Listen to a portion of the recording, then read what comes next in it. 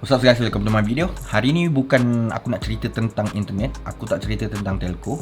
Aku tak cerita tentang yang selalu aku kongsikan. Tapi aku nak cerita tentang video. Baru beberapa hari ni aku terima satu komen daripada seorang mungkin subscriber. Tak tahulah dia subscribe aku ke tak. Dia tengok video aku daripada seorang viewer ni. Dan komen tu agak menarik jugalah, sebab dia tak ada kena-mengena dengan telco. Tapi silapnya aku lupa nak screenshot komen tu untuk aku tunjuk dalam video ni. Jadi aku cuma ceritalah. Okay, komen tu macam mana? Check it out.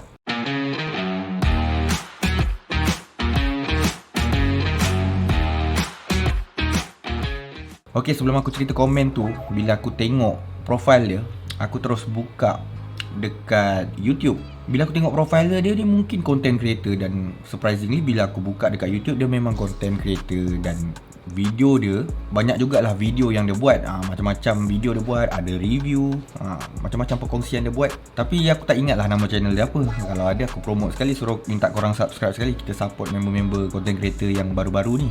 So apa yang dia komen dekat situ, dia tanya dekat aku tentang masa. Bang, abang ni content creator full time ke?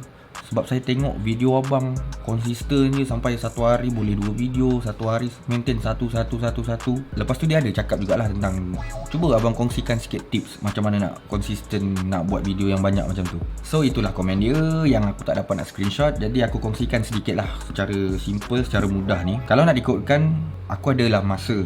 Okay, daripada segi masa tu aku ada. Dan kalau sesibuk macam mana pun, aku agak lebih kurang aku perlukan dalam 3 jam lah. 3 jam dah cukup tinggi lah. Aku perlukan 3 jam untuk aku uruskan YouTube ni. Sebagai contoh, dalam hari ni aku ada masa 3 jam, aku boleh shoot dan aku boleh edit. Dan benda tu bukan untuk satu video sahaja. Sebenarnya aku boleh dapatkan lebih masa, tapi aku nak seimbangkan aje lah. Aku ada kerja, dan kerjanya buat dorang. Sampai masa shift aku tu, bila aku dah keluar daripada tempat kerja, aku masuk ke studio ni, aku terus buat video. Jadi dalam tempoh 3 jam tu, berapa banyak aku shoot. Kalau korang nampak video aku yang lepas-lepas ni kan, latest video, kalau korang follow, korang mesti nampak satu scene yang sama, lampu yang sama, kedudukan kepala, tempat duduk aku yang sama. Yang paling jelas sekali korang akan nampak baju sama. Disebabkan tu orang cakap aku tak mandi, aku tak ada baju lain. Bukan. Sebenarnya dalam tempoh 3 jam tu banyak video aku boleh shoot. Sebelum ni aku ada shoot dalam tempoh 3 jam tu, masa 3 jam aku tu, aku boleh shoot sampai 7-8 video. Sebab tu nampak baju sama je kan. Kau tengok video latest aku ni, baju sama, wanita. Itulah, pada masa yang sama aku shoot terus sebanyak video. Jadi sebagai contoh lah, ini kadang-kadang kalau malas jugalah, kalau aku ada rasa malas, at least bila masa aku nak shoot ni, aku dah set up semua, tengah shoot, aku akan shoot dalam lebih kurang 3 hingga 4 video. Dan daripada segi editing, kalau korang faham editing, korang nampak kan, semua video aku tu very simple editing, memang senang gila. Dan untuk ambil masa 3-4 video tu tak lama. Paling teruk pun aku cakap, kalau malas-malas 1 jam setengah lah paling lama. Tapi biasa 4 video aku boleh dapat 1 jam.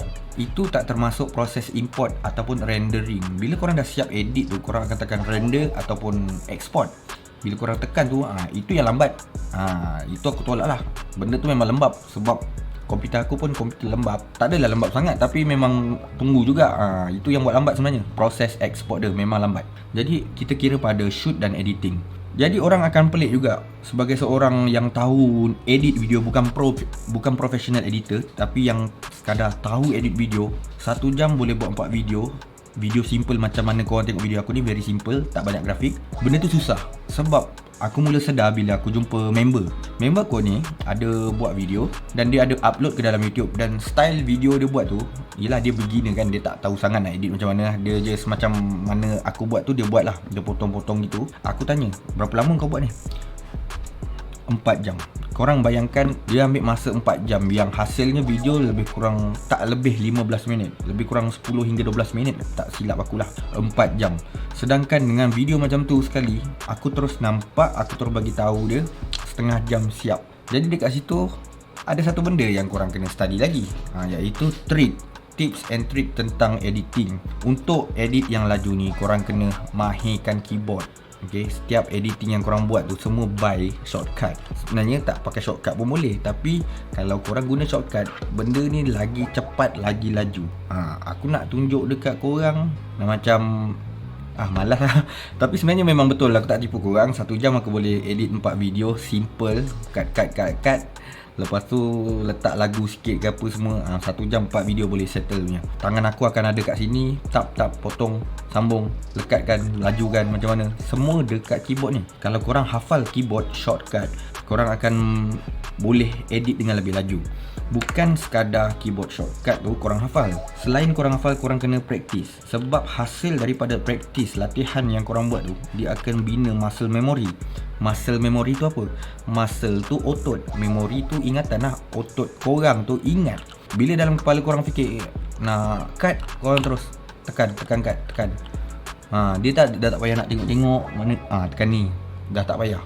Lepas tu keyboard shortcut yang disediakan oleh software untuk editing ni biasanya dia bercelaru tau. Dekat situ kalau korang dah biasakan pun tak ada masalah. Tapi kalau korang nak lagi cepat, susun keyboard shortcut tu berdasarkan korang punya keselesaan. Kalau korang jadi gini, korang edit lah. Letak potong kat sini, padam kat sini. Susun ikut keselesaan jari dan teruskan buat sehingga 500 video. Okay, channel aku dah lebih 500 video. Dan kalau nak edit ni memang aku rasa dia sampai tahap ngantuk tau. Ngantuk tu bukan ngantuk penat, tapi ngantuk benda yang sama je aku buat kan. Dia macam tu lah. Dan aku mengakulah setiap video yang korang tengok daripada channel aku ni sebenarnya video very simple. Aku buat simple kan. Aku tak penuh dengan grafik. Kalau nak grafik tu dah ambil masa yang lama. Itu sebab apa? Sebab aku pemalas. Itu ceritanya. Bila aku dah pemalas, memang kau tak jumpa lah grafik-grafik B-roll ke dalam video ni. Macam tu lah caranya. Shoot terus banyak-banyak video. Lepas tu edit dan belajar trik ataupun tips dalam editing. Sentiasa amalkan keyboard shortcut. Benda tu akan bantu korang edit dengan lebih laju, lebih efisien. Dan lagi satu adalah bonus. Okay, bonus. Untuk bercakap depan kamera ni bukan senang tau. Aku akui sebelum ni mula-mula memang susah. Tapi sekarang aku bagi satu tips di mana, sebagai contoh, korang kerja kilang lah aku cakap kan. Kerja kilang, masuk pukul 8 balik pukul 5. Korang ada masa 2-3 jam dekat rumah nak buat video. Okay, dalam tempoh masa korang kerja tu, teruskan berfikir untuk buat konten apa. Korang praktis dalam hati, dalam otak korang untuk bercakap. Ini yang aku selalu lakukan. Ini bonus trik yang korang takkan jumpa dekat mana-mana. Ini aku punya trik. Korang dengar lah, korang fahamkan, korang buat. Hari-hari aku dah macam orang berangan. Setiap kali aku kerja tu, kalau korang nampak aku buat satu benda tu, contoh susun barang, sebenarnya tangan aku susun barang, mata aku tengok barang, tapi otak aku ke lain. Sebab tu kadang-kadang aku susun barang pun tak betul. Disebabkan apa? Disebabkan konten. Sebagai contoh, aku terfikir nak buat cerita tentang SIM card paling best. Dalam kepala aku duk fikir je SIM card yang paling best. Lepas tu aku susun. Aku susun point. Aku tak akan tulis point tu dekat kertas, tak akan tulis dekat note. Aku susun point dalam kepala. Dan dalam sambil-sambil aku menyusun barang tu kerja, aku akan bercakap dalam hati, dalam kepala aku, di mana orang tak akan dengar. Sebenarnya aku tengah berlatih untuk bercakap. Kenapa aku berlatih? Sebab aku nak cakap. Sekarang nanti time balik tu, aku dah dekat depan kamera. Itu yang aku latih dekat tempat kerja yang lain. Aku berlatih untuk bercakap pada hari yang akan aku shoot tu. Macam tu, boleh faham tak? Kita fikir, bercakap dalam hati, kita praktis. Nanti balik, dah sampai studio, dah depan kamera, aku boleh cakap laju macam ni. Jadi, tempoh video ni di shoot. Okay, sekarang ni aku bagi tahu korang, tak banyak scene terbuang dalam ni. Cuma aku suka untuk potong. Di mana kalau aku tersalah cakap sikit ke, ataupun aku ada terdiam sekejap, aku suka potong, cut, sambung. So, sekarang ni, ngam-ngam ada 11 minit aku shoot video ni. Jadi korang boleh tengok lah, selepas video ni diedit, dah publish kat YouTube, korang tengok berapa minit video ni sebenarnya. Asalnya 11 minit. So, itu aja tip yang aku nak kongsikan pada hari ni. Consider to subscribe lah kalau suka, share kalau berguna. I'll see you guys on my next video. Bye.